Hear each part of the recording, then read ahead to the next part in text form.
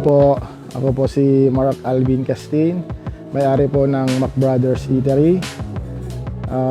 Matatagpuan po ang Mac Brothers sa Barangay 6, Lawag City, Don Mauricio Castro Street. We serve highball po.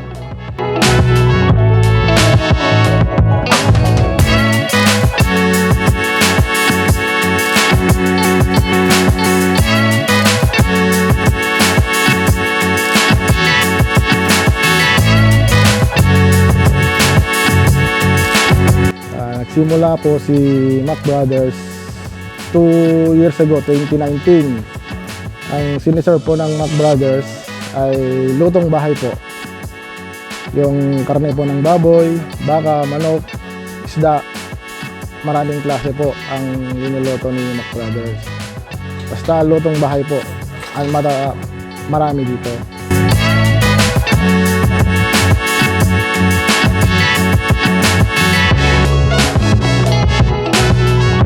Tinatawag natin na highball. Yung combination po ng dito sa Ilocos, tinatawag namin na paksiw. Karne po ng baka yon na sinabawan, nasabawan. Tapos press na pansit. Parang combination po yon. So pag kinumbine mo po yon, yun na po ang highball na tinatawag.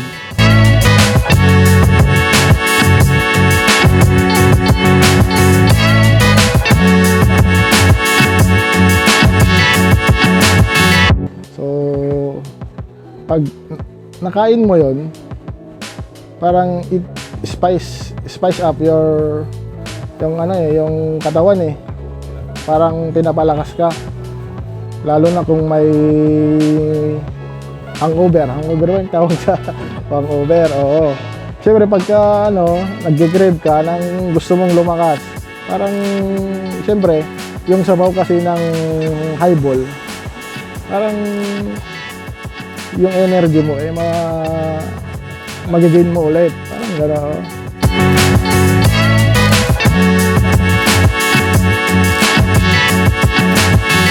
Alam mo yung baka kasi, ang main na reason kaya masarap yung highball ay yung lasa kasi. Lasa ng baka, lalo na kung pinakuluan mo yun. Oo. Hindi lang yung lasa eh, parang kung nakain mo yun, andun yung energy na may dadagdag sa katawan. So, yung parang sikreto niya is andun talaga sa sabaw, kung paano mo siya lutuin. So yun, siguro yun yung hinahanap nila kay Mac Brothers, na kung paano niya ginagawa yung highball niya.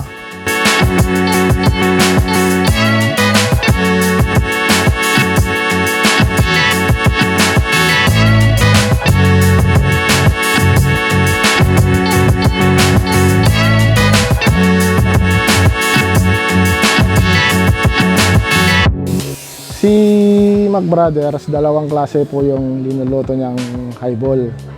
Meron yung press na pansit, meron din yung luto na pansit. Yung luto na pansit, yun yung normal na binibili mo sa isang kainan na pansit. Tapos dadagdagan ng paksiw, yung may sabaw na.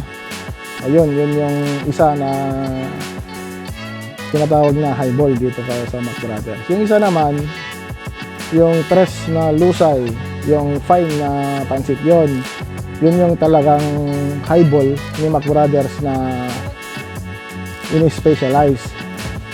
Yung karne ng baka na may sabaw, tapos nadagdagan ng press lusay. Lusay talaga yung highball ni Mac Brothers.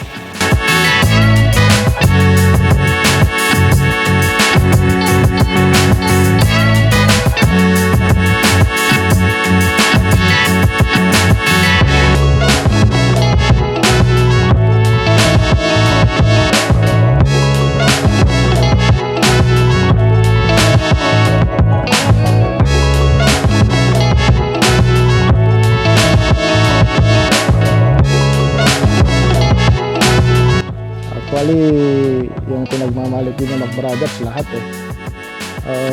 Yun yung binalik-balikan eh. Yung klase ng mga linuluto ni Mac Brothers, kumbaga homemade siya, lutong bahay talaga siya, pero kumbaga lutong bahay na in-upgrade na parang andun ka na sa restaurant.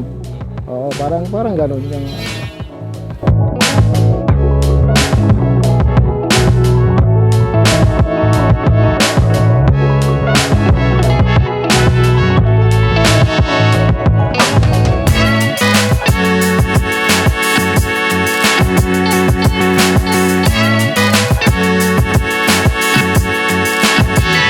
yung pagkain na make unique to siguro sa Ilocano. Yung combination eh, mahilig silang kumain yung kakaiba. Parang nag-iimbento sila. Yung highball, yung example na lang natin yung highball. Yung highball, nakinap yung highball na na combination yun eh. Di ba, normally pagka nagpansit ka sa isang kainan, may bibigay na sabaw. Oo. So, si Ilocano naman, parang iniba niya. Nag-order siya ng dalawa, pansit at saka yung paksi. Yun yung sinanglaw sa Tagalog. Oo, sa Ilocos yata yun. So, pagka siguro pinaghalo nila, nag-combine yung sumakto yung lasa. So yun, yun yung mga bagay na ginagawa ni Ilocano kasi combination yung nahanap niya.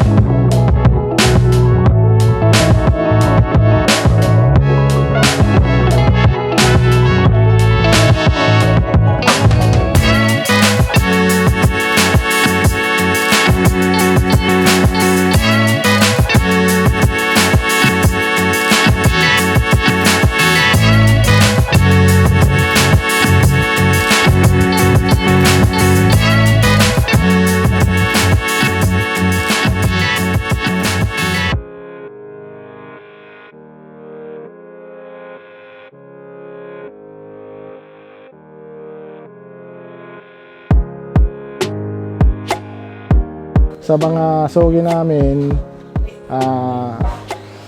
daily tayo mga Mac Brothers. Araw-araw tayo open para araw-araw kita-kita tayo. So, yung iba naman na hindi pa nakapasyal, nakapunta kay Mac Brothers, try nyo po na pumasyal para malaman nyo po kung ano po yung pinagmamalaki ni Mac Brothers, kung ano talaga yung niluluto niya, anong klase yung niluluto niya.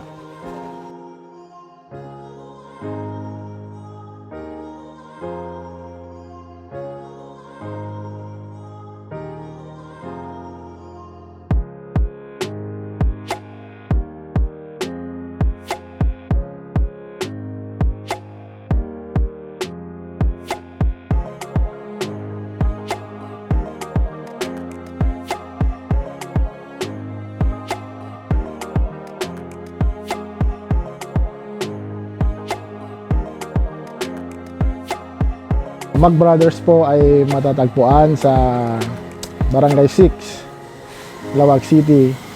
Kung sino man po ang hindi pa nakapasyal, try nyo pong pumasyal, pasyalan yung highball ni Mac Brothers, tsaka yung ibang mga putahe na linuluto ni Mac Brothers.